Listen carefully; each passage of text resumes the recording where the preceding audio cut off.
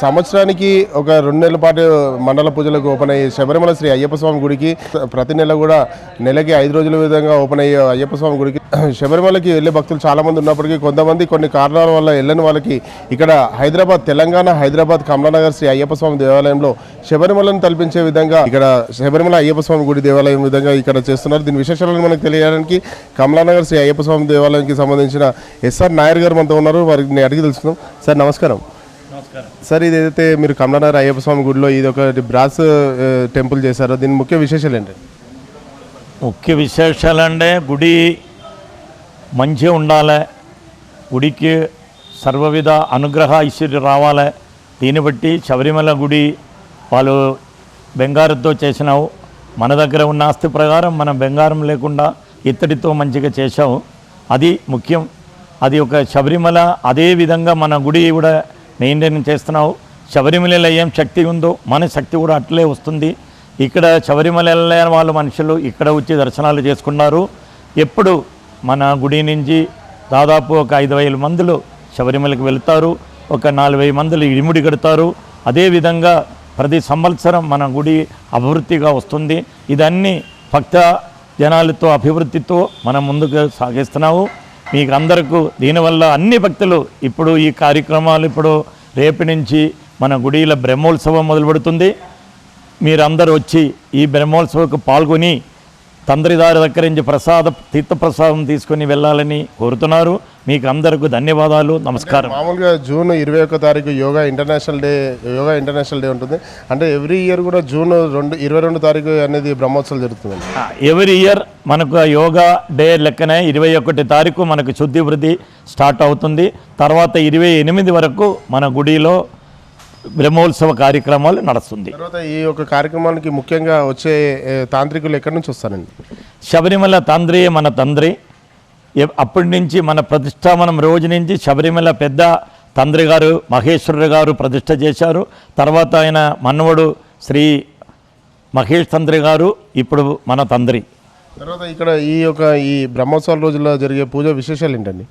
బ్రహ్మోత్సవాలు అంటే మీకు అందరికీ తెలుసు కదా.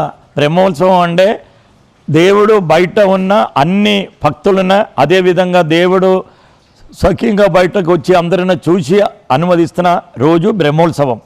దీనికి మన దగ్గర ధ్వజస్తంభం ఉంది, ధ్వజ ఆరోహణ ఉంది.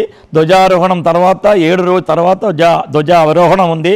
అది మెయిన్ ముఖ్యంగా మన గుడిలో జరిగిపోతున్న ప్రతి గుడిలో, మా గుడిలో మాత్రం కాదు, ప్రతి గుడిలో బ్రహ్మోత్సవం అని జరుగుతుంది. ఎవ్రీ ఇయర్ జరుగుతుంది. అది ఇట్లా భక్తుల సహకారం ఎలా ఉందండి బ్రహ్మోత్సవాలకి కానివ్వండి? ఇది ఒక ఇత్తడిది మీరు బ్రాస్ ఫిట్టింగ్ చేశారో దానికి ఎలా ఉంది?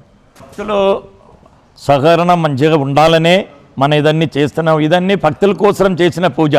భక్తులందరం మన గుడిలో రావాలి, గుడిలో అభివృద్ధి వాళ్ళకున్న అభివృద్ధిలన్నీ పొందాలని దేవుడిని ప్రార్థిస్తాలని ఇదన్నీ కార్యక్రమాలు నడిపిస్తుంది. తర్వాత ఈ యొక్క కార్యక్రమాలు అయ్యే రోజులలో ముఖ్య పూజలు భక్తులు చేయించుకోవాలంటే ఏం పూజలు చేయించుకుంటే వాళ్ళకి శుభం జరిగే అవకాశం ఉంటుందండి? స్వామి, శబరిమలలో ఉన్నట్టు మన గుడిలో కూడా పడి పూజ ఉంది, బ్రహ్మోత్సవం ఉంది, ఉత్సవబలి బ్రహ్మోత్సవం టైంలో ఉత్సవబలి ఉంది. అన్ని పూజలు శబరిమలలో ఏమేమి పూజ నడుస్తుందో అదేవిధంగా పుష్పాభిషేకం ఉన్నాయి. అన్ని పూజలు మన గుడిలో కూడా నడుస్తుందండి. మీ భక్తులకి ఏం పూజలు కావాలంటే కూడా మనం చేయడానికి సిద్ధంగా ఉన్నాడు, చేసిస్తున్నారు.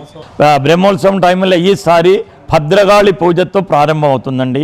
ఎందుకంటే మహాశక్తి స్వరూపిణి శ్రీ భద్రకాళి మాతతో పూజ ప్రారంభం అవుతుంది. 22 తారీఖు సాయంత్రం 8 గంటలకు భద్రకాళి పూజతో ధ్వజ ఆరోహణం అవుతుంది. తర్వాత ఈ యొక్క బ్రహ్మోత్సవాలకి కేరళ బ్యాండ్ కానివ్వండి, తాంత్రి ఎవరైతే శబరిమల నుంచి వస్తున్నారో ఆ తాంత్రి గారితో పూజ, తర్వాత కేరళ బ్యాండ్తో ఎలాంటి ఉత్సవాలు జరుపుతారండి? కేరళలో ఎటువంటి బ్రహ్మోత్సవం జరుగుతుందో అదే విధంగా శబరిమలలో ఎట్లా జరుగుతుందో అదే విధంగా మన గుడిలో జరుగుతుందండి. దీనికి ప్రత్యేకంగా ఇది ఏం లేదు. అన్ని గుడిలో ఉన్న బ్రహ్మోత్సవమే మన గుడిలో కూడా జరుగుతుంది. తర్వాత భక్తులకు మీరు ముఖ్యంగా ఏం సందేశం ఇవ్వదలుచుకున్నారండి? భక్తులందరూ వచ్చి దర్శనం చేసుకుని దేవుడు కటాక్షం పొందాలని కోరుతున్నారు. అంతే. చుట్టువిళ్ళకి స్పెషల్ అంటే మనం ఏమనుకుంటే అది జరుగుతుంది అని అంటారు. దానికి ఇంపార్టెన్స్ ఏంటంటే అది ఎంత బాగా లైట్నింగ్ అవుతుందో అంత బాగా మన లైఫ్ కూడా లైట్నింగ్ అవుతుంది అని అంటారు. ప్రతి సంవత్సరము జూన్ 22 తారీఖు జరిగే ఒక బ్రహ్మోత్సవ కార్యక్రమం ఏదైతే కమలానగర్ శ్రీ అయ్యప్ప స్వామి దేవాలయంలో 2024లో ప్రత్యేకంగా జరుగుతుందని చెప్పుకోవచ్చు. ఏదైతే దేవాలయానికి చుట్టూగా బ్రాస్ ఫిట్టింగ్తో చేసిందో మొత్తం బ్రాస్తో అలంకరించేసి ఇక్కడ శబరిమలని తలపించే విధంగా ఈ యొక్క దేవాలయాన్ని చేశారని చెప్పుకోవచ్చు. అలాంటి పూజలకి శబరిమలకి మీరు అందరూ కూడా వచ్చి ఇక్కడ స్వామివారి ఆశీర్వాదం తీసుకున్నట్టయితే అందరికీ శుభం జరుగుతుందని మీరు మాటలు వింటున్నాం. కెమెరా పర్సన్ ప్రమోద్తో సంతోష్, S1 న్యూస్.